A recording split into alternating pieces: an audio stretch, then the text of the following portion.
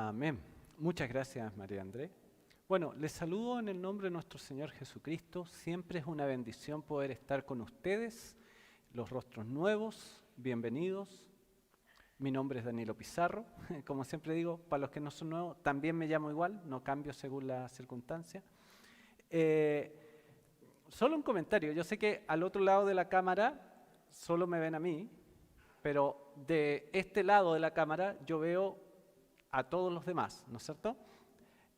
Una recomendación que yo le haría a los que están acá es que siempre traten de buscar los puestos un poco más adelante, principalmente por un tema acústico, ¿sí? Los que quedan abajo, detrás de los pilares, allá hacia el fondo, es más difícil escuchar. Y se los digo por experiencia propia, porque en más de una oportunidad me he sentado allá y es más difícil el oír y el concentrarse, sobre todo para los que quedan ahí al lado de la calefacción. Tengo que confesarlo, esto que no salga de aquí, que no salga de internet. Alguna vez he cabeceado allá atrás mientras, no en la predicación, sino que cuando estaban cantando o esas cosas, ahí he cabeceado un poco porque se vuelve muy cómodo, ¿no es cierto? Bueno, dicho eso, vamos a continuar con nuestra serie de sermones sobre la oración, como comentaba en algún momento María André. La semana pasada comenzamos una nueva serie de sermones sobre este tema, sobre la oración, y partimos preguntándonos qué es la oración. ¿Se acuerdan? María André dio una respuesta. Para responder a la pregunta, citamos 4 reconocidas frases que definen la oración como elevar el corazón a Dios y pedirle mercedes. No Mercedes-Benz, sino que Mercedes en cuanto a favores, ¿no es cierto? La respiración del alma también es la oración, dice algún autor. El aliento viviente de la iglesia de Cristo. Y también alguien dijo que la oración es toda comunicación amorosa entre el alma humana y Dios. Podríamos decir que de manera básica, dijimos la semana pasada, la oración es una conversación entre Dios y el hombre. ¿Se acuerdan de eso, no es cierto? Y hoy me gustaría comenzar este sermón con otra pregunta. A ver si la puse.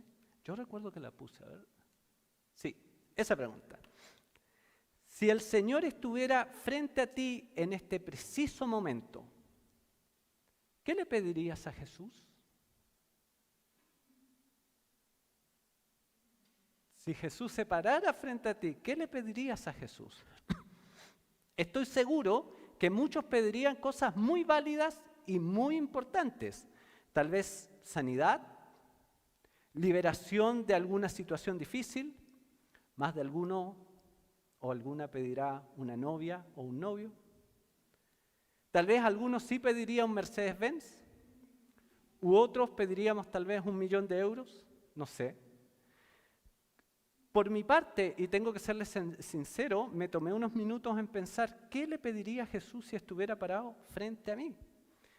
Y mi respuesta fue hablar hoy alemán en nivel C2. Eso le pediría a Jesús. Pensé en decir algo un poco más cristiano, ¿no es cierto? Pero ese era el sentir de mi corazón. Fíjense que en la Biblia encontramos una situación similar a esta en el Evangelio de Lucas, en el capítulo 11, donde dice eso. Dice así: un día estaba Jesús orando en cierto lugar. Cuando terminó le dijo a sus discípulos, cuando terminó le dijo uno de sus discípulos, Señor, enséñanos a orar, así como Juan enseñó a sus discípulos. Él les dijo, cuando oren, digan, Padre, santificado sea tu nombre, venga tu reino, danos cada día nuestro pan cotidiano, perdónanos nuestros pecados, porque también nosotros perdonamos a todos los que nos ofenden, y no nos metas en tentación. Supongamos, continuó Jesús, que uno de ustedes tiene un amigo y a medianoche va y le dice, amigo, préstame 3 panes, pues se me ha presentado un amigo recién llegado de viaje y no tengo nada que ofrecerle. Y el que está adentro le contesta, no me molestes, ya está cerrada la puerta de mis hijos y yo estamos acostados. No puedo levantarme a darte nada. Les digo que aunque no se levante a darle pan por ser amigo suyo, sí se levantará por su impertinencia y le dará cuanto necesite. Así que yo les digo, pidan y se les dará. No. Pidan, ¿cómo dice? Pidan y se les dará. Busquen y encontrarán. Llamen y se les abrirá la puerta. Porque todo el que pide recibe, el que busca encuentra y al que llama se le abre. ¿Quién de ustedes, que sea padre, si su hijo le pide un pescado, le dará a cambio una serpiente? ¿O si le pide un huevo, le dará un escorpión? Pues si ustedes, aun siendo malos, saben dar cosas buenas a sus hijos, ¿cuánto más el Padre Celestial dará el Espíritu Santo a quienes se lo pidan? Desde hoy en adelante, usaremos este pasaje como texto base para el resto de nuestra serie de sermones. Por lo tanto, les recomiendo que al llegar a su casa lo lean y lo relean y lo recontralean y lo vuelvan a leer. Amén. Por favor, pongamos atención en el verso 1, que es el verso en el cual hoy día nos vamos a enfocar. El verso 1 dice así. Un día estaba Jesús orando en cierto lugar. Cuando terminó, le dijo uno de sus discípulos, Señor, enséñanos a orar, así como Juan enseñó a sus discípulos. Este texto me parece bastante interesante por dos razones. La primera, el único contexto que nos da Lucas sobre esta conversación es que Jesús estaba orando. ¿Sí? Dice, un día estaba Jesús orando en cierto lugar, punto. Si ustedes van al final del capítulo 10 buscando más contexto, no encuentran. Esto es independiente, pareciera de cierto modo lo que pasó en el capítulo 10 y comienza el capítulo 11 con esta declaración. No existe una conexión entre el final del capítulo 10 y el comienzo del capítulo 11. Esta es una historia nueva que comienza el escritor sagrado. No desea relacionarla con lo anterior. Claro, está escribiendo el Evangelio de Lucas, por lo tanto todo el Evangelio tiene relación, ¿no es cierto? Pero esto es como que un poco diferente a lo que viene hablando de cierta manera, ¿ok? Esta es una historia nueva. Tal vez el tema puede parecerse, pero es una historia nueva. Tal parece que el hecho, lo segundo que me llama la atención, es que tal parece que el hecho que Jesús estuviera orando despertó el interés, o por lo menos la curiosidad de uno de sus discípulos. Lucas no dice cuál discípulo fue el que le preguntó, le dice uno de sus discípulos. El discípulo le pide a Jesús que le enseñe a orar, así como Juan el Bautista le enseñó a sus discípulos. Matthew Henry, en su comentario, dice lo siguiente. Juan se preocupó de enseñar a sus discípulos a orar y los de Cristo desean también que el Maestro les enseñe como Juan lo hizo con los suyos.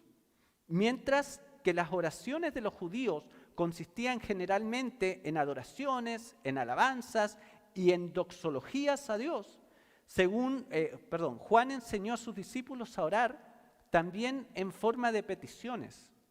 Eso es lo que vienen los discípulos de Jesús a decirle a su Maestro.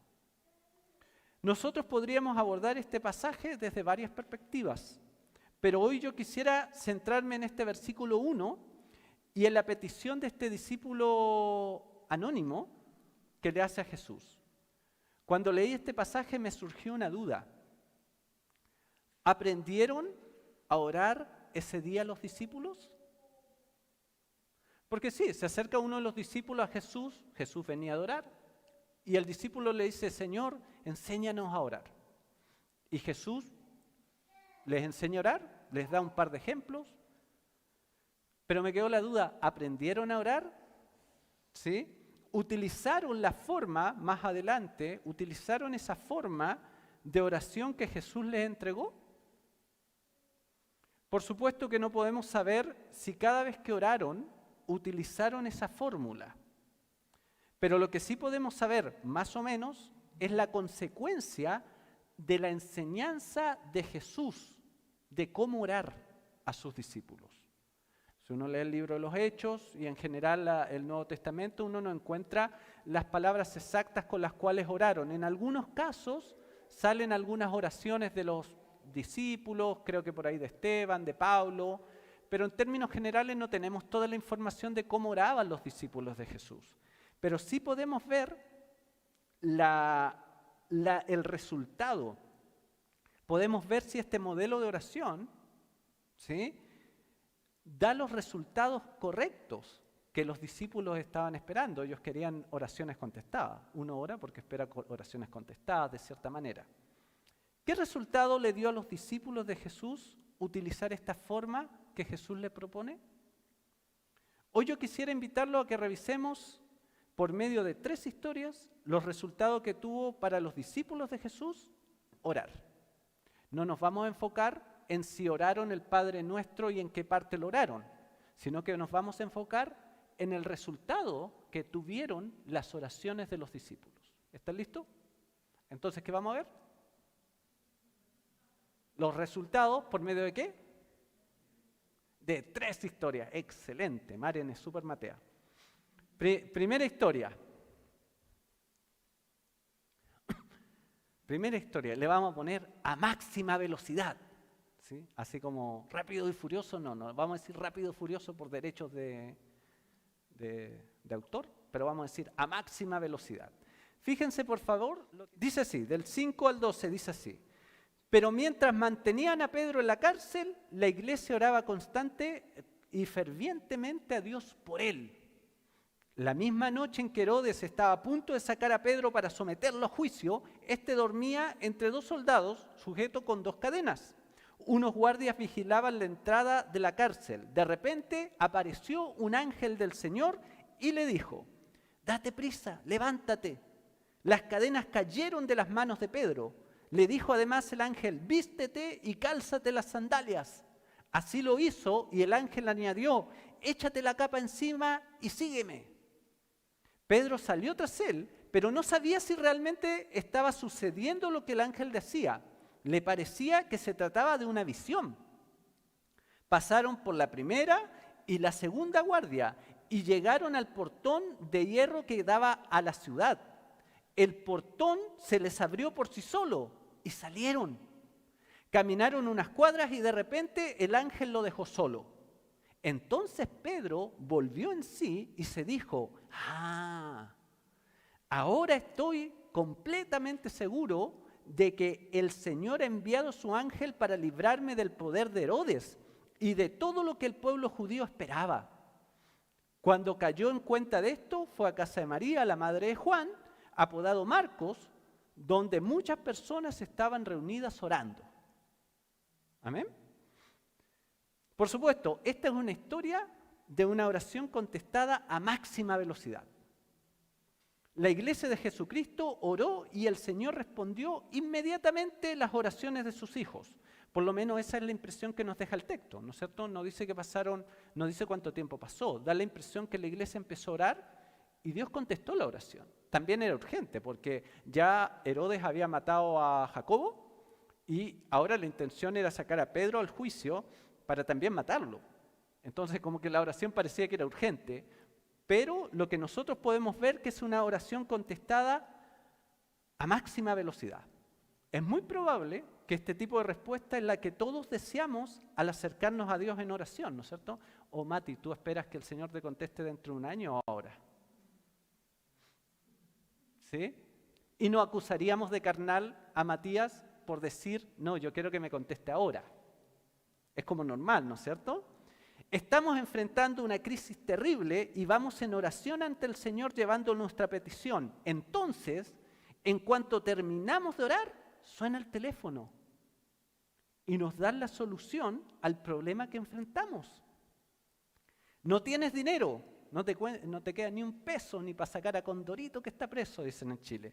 No tienes el dinero suficiente para pagar la cuenta y la fecha de vencimiento no es hoy ni mañana, sino que ayer. Y al terminar de orar, abres tu billetera y adivina. Todo el dinero que te faltaba para pagar. Y ustedes dicen: pero no. Salomé, mi esposa, conoció un caso de un chico de su iglesia donde ella se congregaba que fue a la iglesia el día domingo y se le quedó la Biblia en la iglesia. Entonces llamó al pastor y le dijo: pastor, mire, mi Biblia se me quedó en la iglesia, ¿me la puede guardar para el otro domingo? Y el pastor le dijo: sí, yo tengo tu Biblia, hijo, pero ven a buscarla ahora. No puedes ser tan descuidado, le dijo, con tus cosas. Es súper grave que hayas dejado todo esto acá. Entonces el chico dijo: bueno, pastor, voy enseguida. Se fue y iba pensando y decía: bueno, es la palabra de Dios, ¿no es cierto? Es importante la Biblia, pero como que el pastor le puso mucho color, como que exageró un poquito. Y llega y el pastor le pasa la Biblia y otra vez le dice: hijo, ten cuidado, está bien, estamos dentro de una iglesia, pero es una tentación muy grande para los hermanos, entonces procura no volver a hacer esto y todo el tema. Toma la Biblia y se va, po. Y cuando va saliendo y abre la Biblia, así como para mirar su Biblia, si era la de él y todo el tema, encuentra, según la historia, encuentra 300.000 pesos chilenos entre las hojas de la Biblia en diferentes partes. Eso más o menos son como 350 euros. Entonces, imagínense, claro, por eso el pastor estaba tan preocupado y se te quedó la Biblia, Ane, con 350 euros dentro de la Biblia. Pero ese dinero no lo dejó él ahí. Ese dinero apareció. Y él tenía una necesidad. Y con ese dinero pudo pagar su necesidad. Estás enfermo, postrado en tu cama, oras a Dios por sanidad y de repente todos tus dolores se van. Tu hijo está en malos pasos, con malas juntas, oras y en un instante él se acerca a ti y te dice que terminó esas amistades para siempre porque no le aportan en nada. Yo pienso que todos hemos tenido este tipo de respuestas, alguna vez en la vida por lo menos. Sí, claro, por ejemplo, estabas en el colegio o en la universidad y te falta contestar una respuesta, una pregunta, te falta una respuesta para alcanzar el puntaje mínimo para aprobar ese examen. ¿Qué hacemos aquellos que tenemos trasfondo cristiano? ¿Qué hicieron ustedes alguna vez?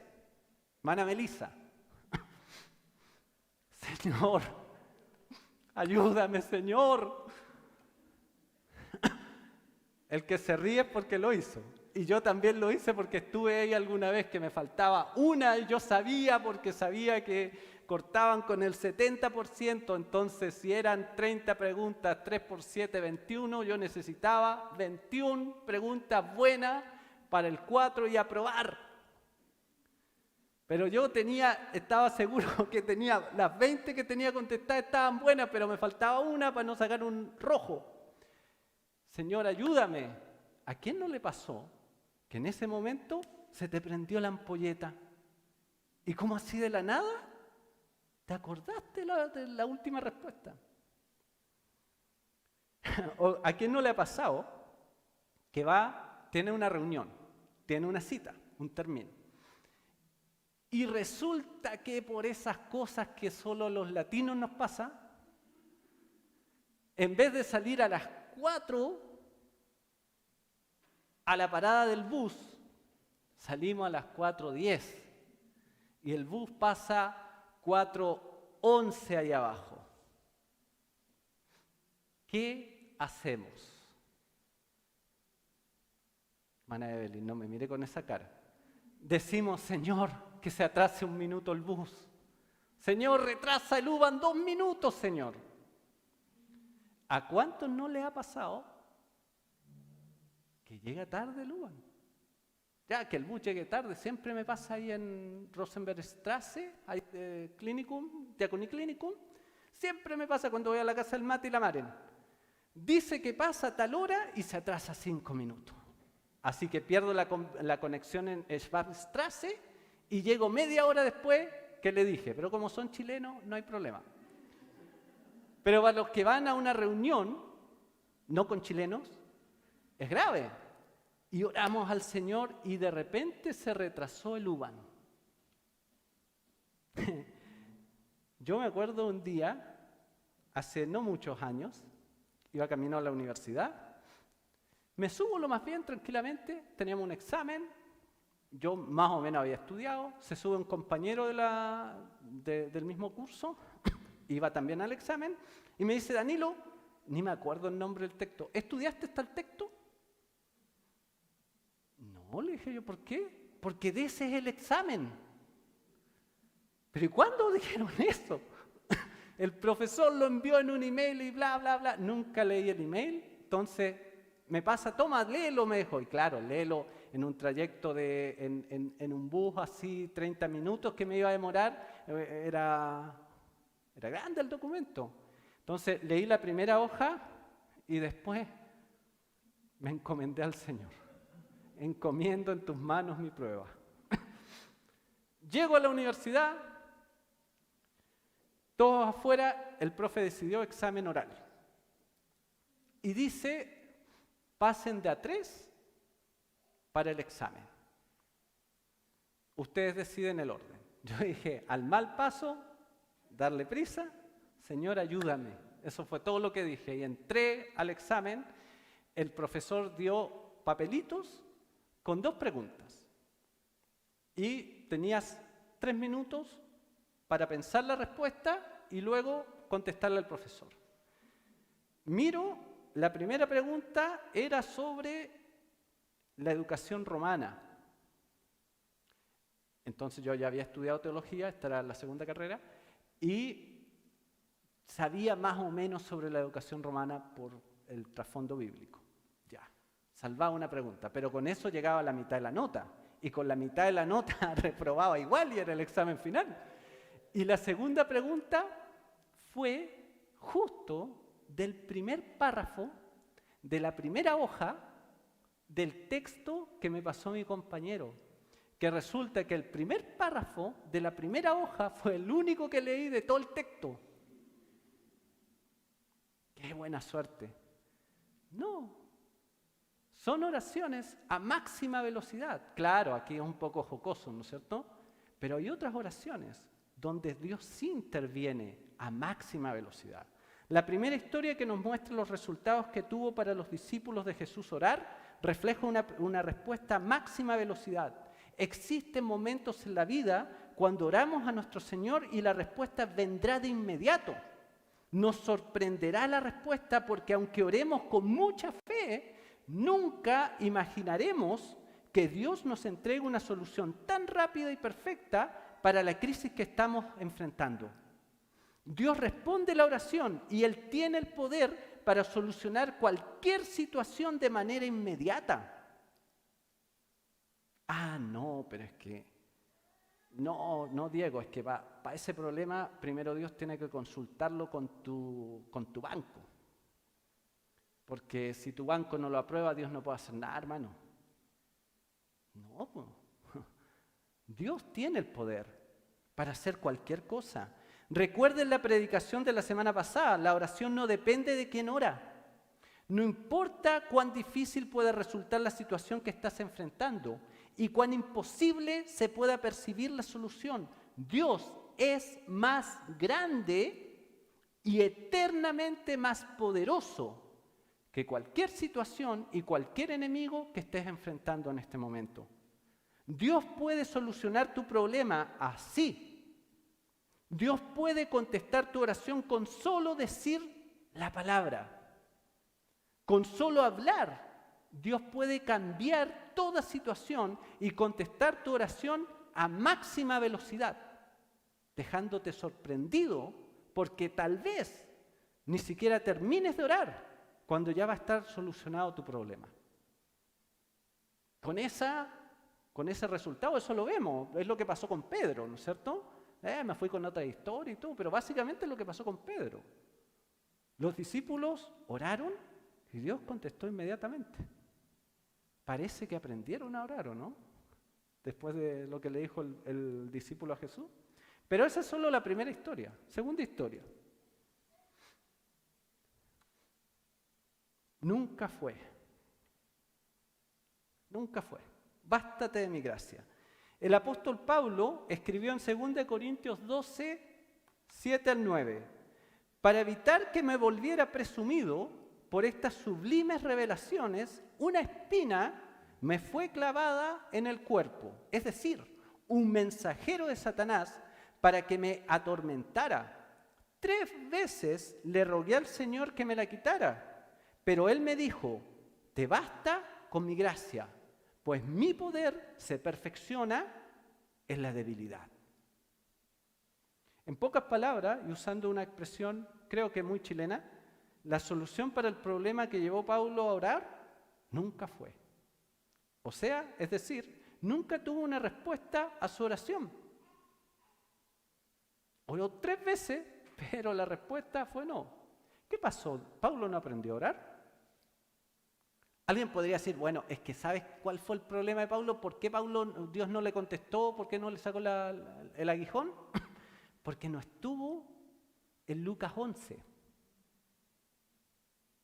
No estuvo entre los discípulos de Jesús a los cuales Jesús les enseñó a orar. Entonces, como Pablo no estuvo ahí, Pedro sí estuvo y la iglesia oró y Pedro salió inmediatamente. Pablo no estuvo y 3 veces le pidió al Señor y no resultó. Por supuesto que no.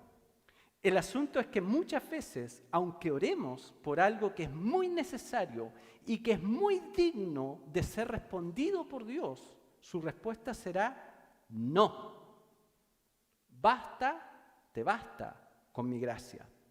Porque el punto no es la solución de tu crisis, no es rescatarte de la prueba y evitar tu sufrimiento, sino que el poder de Dios se perfeccione en ti, haciéndote reconocer que no puedes solo y que necesitas ir todos los días de tu vida a la presencia de tu Creador para encontrar ayuda en la situación que te atormenta. Ya en la primera todos amén, en esta no sé si todos amén, pero está en la Biblia. No sé cuál es tu caso. Tal vez una crisis que llevas años soportando, un hijo rebelde que aflige tu corazón porque ves que cada vez está más lejos de Dios. Un esposo que en vez de amarte y adorarte todos los días de su vida como prometió en el altar, sientes que cada día está más lejos de ti. Una crisis financiera que lleva años sin poder solucionarse. Ahí me acuerdo del flaco, cuando dijo, estoy cesante. ¿Y hace cuántos años estás cesante? Hace 40 años. ¿Y por qué no buscar trabajo? Para no perder la antigüedad, dice. Claro, hay veces que es tan crónico el problema que a uno pareciera que Dios ya lo ha abandonado. Una crisis permanente que solo se profundiza.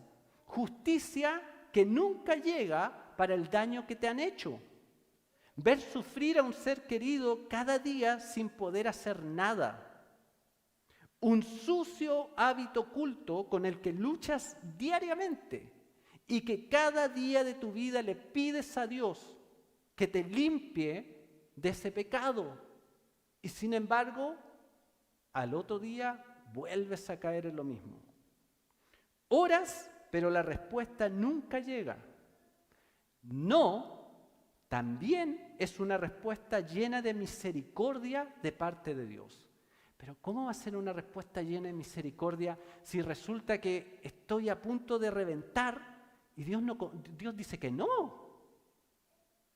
Estoy por morir y bastaría con que Dios diga la palabra y sería sanado. ¿Cómo puede ser un Dios de misericordia si ve que están a punto de embargarme todo e incluso ir a parar a la cárcel? Y Él con una palabra podría cambiar mi situación. No, también es una respuesta llena de gracia y llena de misericordia de parte de Dios para tu vida. Por supuesto, no es la respuesta que esperamos. Sin embargo, en muchas ocasiones es la respuesta que necesitamos para que nuestra vida se fundamente más y más en Dios. Te baste con mi gracia, porque mi poder se perfecciona en tu debilidad. La segunda historia que nos muestra los resultados que tuvo para los discípulos de Jesús orar evidencia una respuesta que nunca fue. Pablo tuvo que seguir viviendo con el aguijón que lo afligía y que lo había llevado a orar a Dios por liberación. Esta clase de respuesta nos enseña que en ocasiones nunca tendremos una respuesta positiva para la crisis que nos lleva a orar. Puede que estés orando por algo que necesitas ahora, urgente, ya que pase, pero puede ser que la única respuesta que escuches sea: te basta con mi gracia. No queremos escuchar eso. Cuando estamos en la mitad de una crisis, cuando si Dios no responde, nos reventamos, no queremos escuchar: te basta con mi gracia. En más de una oportunidad he estado en esa parada de la vida cuando, si Dios no contesta, me reviento. Y Dios no contestó y me reventé. Pero Dios sí contestó y su respuesta fue: te basta con mi gracia. La oración no es una fórmula mágica que, si la decimos de manera correcta, nos asegura una solución. La oración sigue siendo la respuesta de Dios y, por lo tanto, Dios no está obligado a decir que sí. Nosotros pensamos, o algunas personas, no, ustedes no, otros que son más pecadores que ustedes no, a veces piensan que porque rezan o dicen o repiten el Padre Nuestro, eso va a producir un cambio.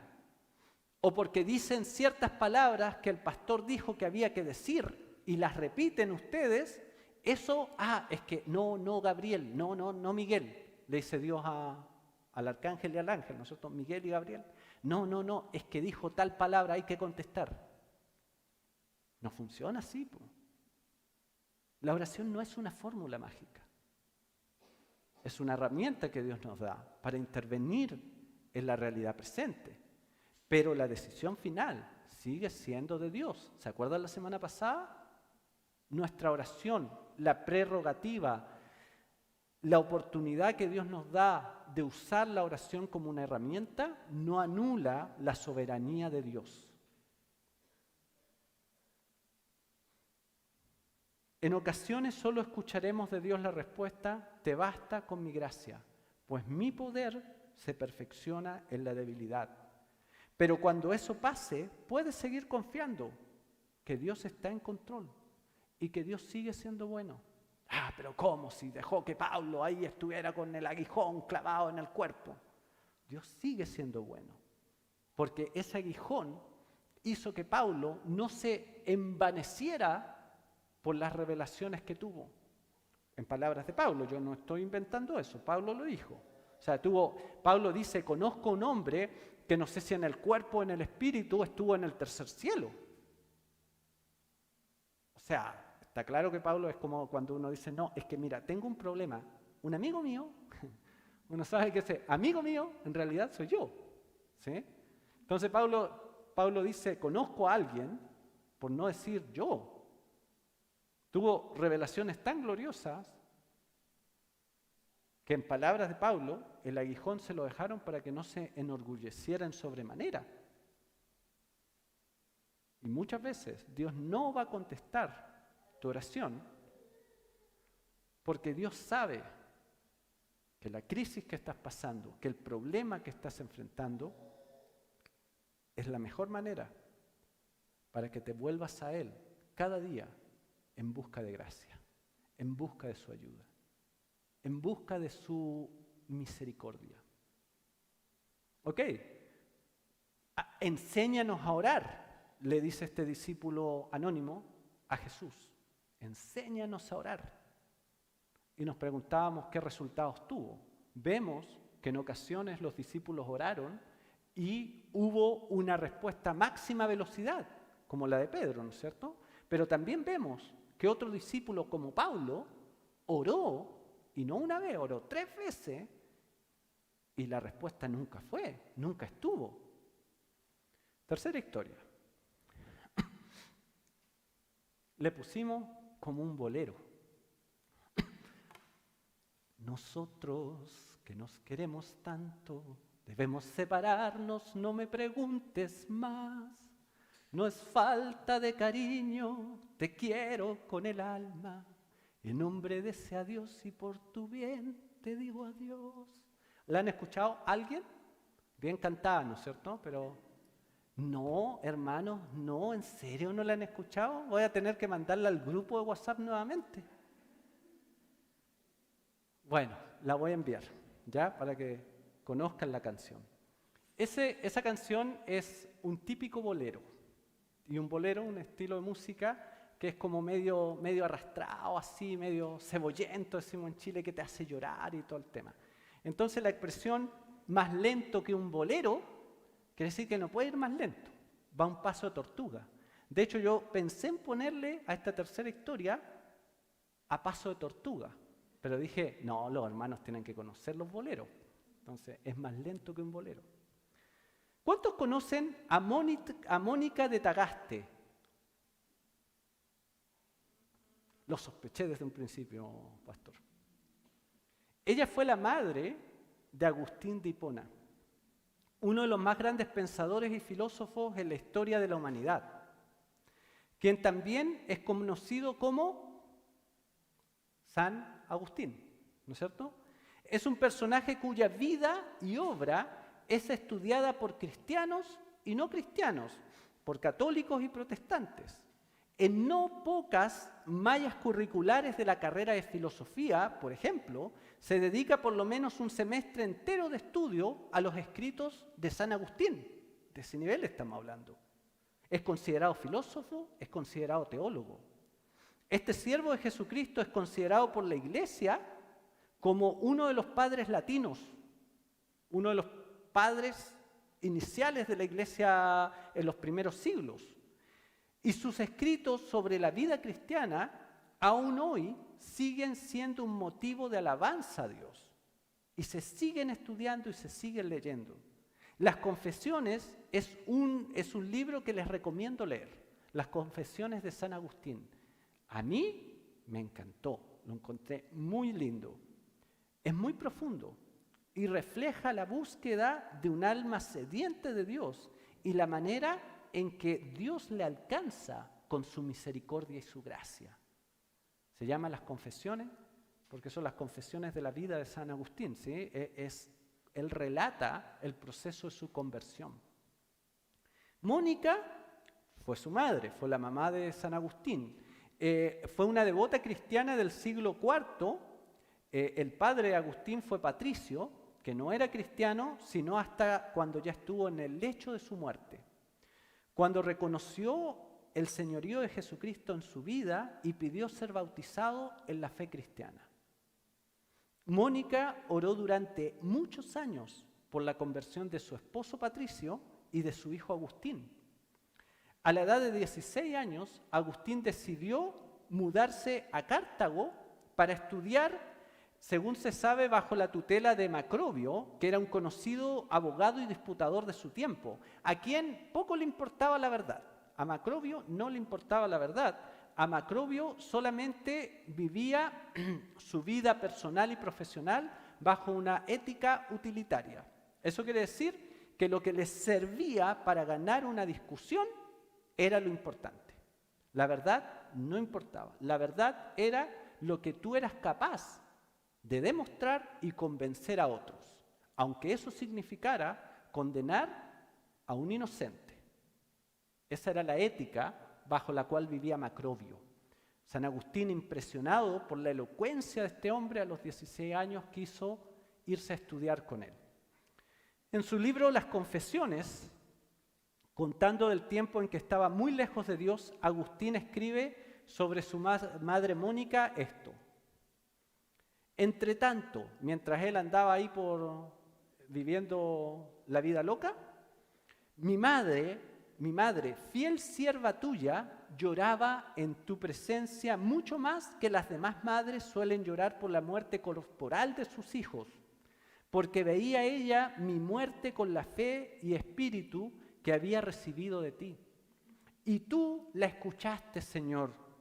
Tú la escuchaste y no despreciaste sus lágrimas.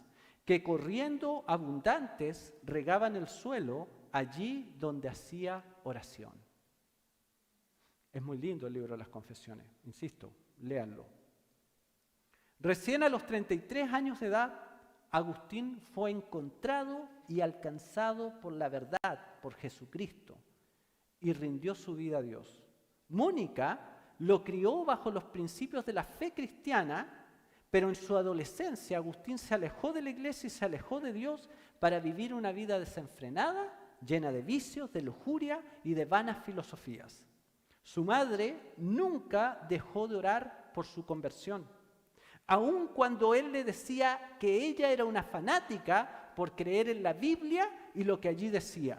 A Agustín, Macrobio y otros lo habían convencido que la verdad era relativa, que no existía una verdad absoluta, que la verdad era utilitaria y que si finalmente existía no importaba. Lo que importaba era ganar un juicio, era ganar una discusión. Por lo tanto, la Biblia, que dice que Jesús es la verdad, le parecía inútil, algo tonto a Agustín. Y su madre le insistía en hablarle de eso. El camino que tomó, Mónica nunca se cansó de interceder ante Dios por su hijo. Luego de muchos años, vio sus oraciones contestadas por la gracia y misericordia del Señor. El camino que tomó Agustín, convencido que iba en la ruta de la gloria personal y de la obtención de todos los elevados privilegios que el mundo de su época ofrecía, adivinen a dónde lo llevó. Directo a Dios. Ese día terminó la carrera de la más prominente voz de Roma de ese tiempo, para comenzar el camino de un siervo humilde de Jesucristo, quien ha sido usado para bendecir a la iglesia durante más de 15 siglos y que probablemente va a seguir siendo usado hasta que el Señor venga. Así pues, la tercera historia que nos muestra los resultados que tuvo para los discípulos de Jesús orar, la encontramos en el IV siglo de nuestra era cristiana y nos muestra una respuesta lenta como un bolero. En ocasiones nuestras oraciones tardan mucho tiempo en ser contestadas. Sí, recibimos una respuesta positiva. Aquella persona por la que oramos 5 años, 10 años, 20 años, se vuelve a Dios y reconoce a Cristo como Señor de su vida. Esa enfermedad que nos ha aquejado durante años es sanada de un momento a otro de una manera milagrosa. La crisis en la que has estado durante tantos años que ya habías perdido la cuenta de cuánto tiempo llevabas en esa crisis, de repente, de un día a otro, termina. Sin embargo, fue tanto el tiempo que duró esa crisis que pareció que se te fue la vida esperando una respuesta. Dios no se olvidó de ti. Dios no se ha olvidado de nosotros. El punto es que aún no era el tiempo. Todo es perfecto en su tiempo, dice la Biblia. Él lo hace todo perfecto en su tiempo. San Agustín, necesitó vivir todo lo que vivió para ser usado por Dios de la forma en que ha sido usado. Tú, yo, necesitamos vivir lo que estamos viviendo, que Dios está permitiendo, para llegar a ser lo que Dios espera que seamos. Y así poder usarnos para la gloria de su nombre. Dios podría cambiar tu realidad así. ¿Se acuerdan el centurión? Cuando le dice a Jesús, no vayas hasta mi casa, no merezco que entres. Di la palabra y mi hija va a ser sana, le dice. Porque sí, basta con si la palabra de Dios creó el mundo, creó el universo, la existencia. Una palabra de la boca de Dios puede cambiar tu realidad. No hay nada imposible para Dios, cantábamos con Fernando. Pero si Dios no lo ha hecho, es porque lo que estás viviendo, lo que estás enfrentando, Dios lo va a usar para transformarte en el hombre, en la mujer que Él desea que tú seas. Es que el punto es que no se trata de ti, ni se trata de mí, sino que se trata del tiempo que llevamos esperando, que ese tiempo será usado para la gloria de Dios. No se trata de ti ni de mí, no se trataba de que Lázaro muriera. El problema de la muerte era un detalle mínimo. Cuando Jesús llegó, le dijo, Lázaro, sal fuera. Vamos, guacho, le dijo, sal fuera. Y punto, se solucionó el problema de la muerte que tanto afligía a todos los que estaban ahí. Nunca se trató de Lázaro. ¿De quién se trataba? De que el Hijo del Hombre fuera glorificado. Se trataba de Jesús. Tu crisis, tu problema, tu enfermedad, tus deudas, bueno, tus deudas pueden ser tu culpa, pero no se tratan de ti. Se tratan, Dios las está permitiendo para glorificar su nombre en tu vida, para transformarte en la persona que Él desea usar en este tiempo. Quiero terminar otra vez con una historia y con un desafío. Gonzalo es un hombre que conoció a Teresa más o menos cuando él tenía 22 años, ella 21. Al año siguiente, cuando él tenía 23 años y ella 22, se casaron.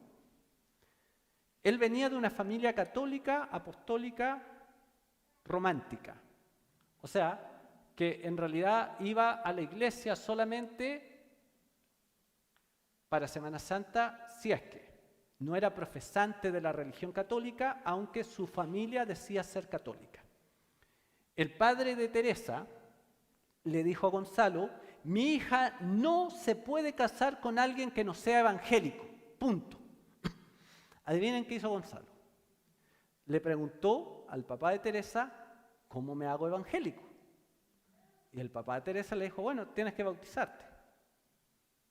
Y Gonzalo se bautizó para poder casarse con Teresa. Resulta que alrededor de 37 años después, tiempo en el cual Teresa permaneció en oración por su esposo, y dicho sea de paso, sufrió mucho por no dejar su fe, porque habían veces que él la criticaba por ir a la iglesia, habían veces que la llamaba bruja porque oraba y cosas pasaban. Hubo mucho dolor para Teresa a lo largo de esos 37 años, pero ella permaneció orando. Gonzalo, después de esos 37 años, confesó con sus labios que Jesucristo murió por sus pecados y resucitó para su justificación. Hoy, más o menos 17 años más tarde, mi papá, Gonzalo Pizarro, sigue a Cristo Jesús. Y aunque, honestamente, es una persona muy crítica, cuando parece que las cosas no ajustan, puedo decir con seguridad que es cristiano y que viviremos para siempre en el reino venidero junto a nuestro Señor y Rey. Esa es mi historia de hoy. El desafío es el siguiente. Quiero desafiarlos a orar para conversión. Enséñanos a orar, le dijo este discípulo a Jesús. Jesús le dijo cómo orar. De ahí en adelante vimos tres ejemplos. Una donde la respuesta fue a máxima velocidad, otra donde la respuesta nunca llegó, pero otro caso en el cual la respuesta tardó muchos años, como el caso de Mónica de Tagaste y San Agustín, ¿no es cierto? Quiero, en primer lugar, yo espero que ya todos hayan cumplido el desafío la semana pasada, ¿no es cierto? Que era encontrar a alguien con quien orar, con quien juntarse y orar. Quiero que puedan orar a Dios y que le pregunten por quién Él quiere que ustedes comiencen a interceder. Por quién Dios quiere que tú empieces a orar. Luego, que Dios te muestre por quién debes empezar a orar. Empieza a orar por esa persona que no conozca a Dios. Sí, eso es muy importante. Pregúntale a Dios por qué persona que no le conoce aún Él quiere que tú ores. María André, no ores por Melissa. Melissa, sin lugar a duda, necesita oración. Amén. Pero no se trata de eso, porque de eso se trataba la semana pasada. Encontrar a alguien con quien orar. Esta semana se trata de que empieces a orar por alguien que está a tu alrededor y que no conoce a Jesucristo, que no tiene una relación con Dios. Empieza a orar por esa persona. Comienza a orar por esa persona cada día para que conozca a Jesucristo como Señor y Salvador de su vida. Un punto importante de este desafío: no te canses. No importa si pasa una semana, un mes, un año, una década o toda la vida. No te canses. Sigue orando por esa persona, porque tal vez tú no vas a ver tu oración contestada. Tal vez tú vas a ser el instrumento que Dios va a usar para sembrar con tus oraciones en la vida de esa persona, para que cuando llegue el momento exacto de Dios para esa persona, Dios salga al encuentro. Pero empieza a orar, porque tal vez no vas a ver la oración contestada de este lado del sol, pero cuando estemos frente al gran trono blanco adorando al Cordero, esa persona va a estar junto a ti. No te canses de orar. Tú persevera en oración confiando en que Dios no desea que las personas se pierdan, sino que todos procedan al arrepentimiento. Cuando veas tu oración contestada, si la ves de este lado del sol, glorifica a Dios. Cuenta tu experiencia para testimonio y fortalecimiento de fe del resto que la vamos a escuchar. Amén. Oremos. Padre, en el nombre de Jesús yo te doy muchas gracias, Señor, por tu palabra. Tú eres bueno, Señor. Tú nos has enseñado cómo orar y nos has dado tu Espíritu Santo, Señor, para orar bajo el poder de tu presencia y de tu palabra. Señor, ayúdanos a orar, ayúdanos a perseverar en la oración, ayúdanos a orar por los que aún no te conocen, ayúdanos, Señor, a seguir el ejemplo que vemos en tu palabra y a lo largo de los siglos de tantos hijos tuyos, Señor, que han orado sin cesar para que las personas que están a su alrededor alcancen el conocimiento de tu verdad. Señor, ayúdanos a perseverar en la oración. Ayúdanos a unirnos en oración los unos con los otros, pero a la vez también ayúdanos a empezar a orar por las personas que están a nuestro alrededor y que no tienen una relación contigo. Señor, ayúdanos a ser fieles en la oración. Y sí, Señor, clamamos delante de ti. Enséñanos a orar. En el nombre de Jesús, amén.